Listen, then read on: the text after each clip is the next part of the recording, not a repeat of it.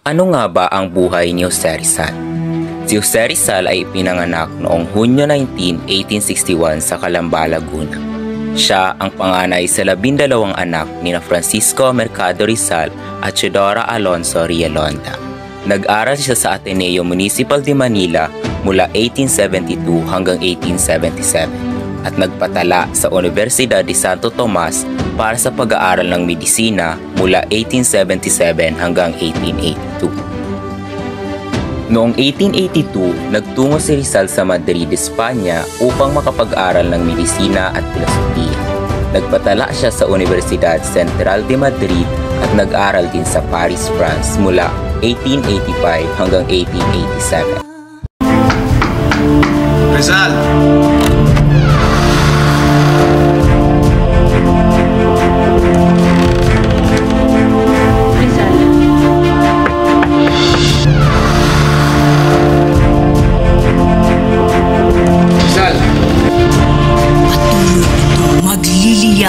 Sa puso ng lahat ng mga naantig ng iyong pagpupursige.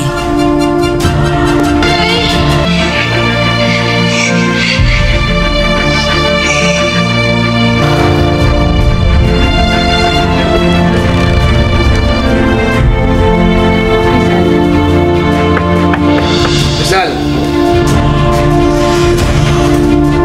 At patuloy itong magliliyab. Paalam, Consuelo. Magiging sorpresa ba kaya ang huli nating pagkikita?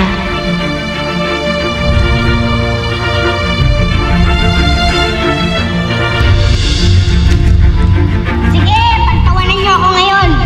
Balang araw makikita niyo ang monumento ko sa iba't ibang bahagi ng kapluang ito. Hindi ko makalimutan na pinasaya mo ako ng sobra sa at sa lahat ng lalaki na karelasyon ko. Ikaw lang ang handa akong ipagtanggol. Salamat sa pagiging totoo mo, bebe.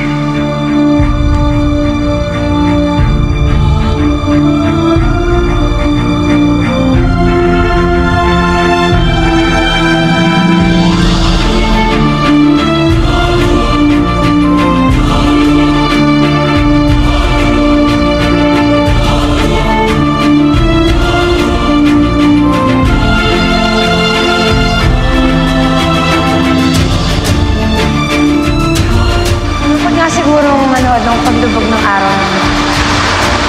Pero hindi natin alam, Pepe. Baka yan talaga ang tadhana mo.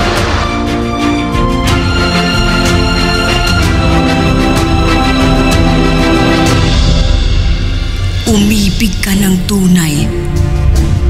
Minahal mo kami ng buo.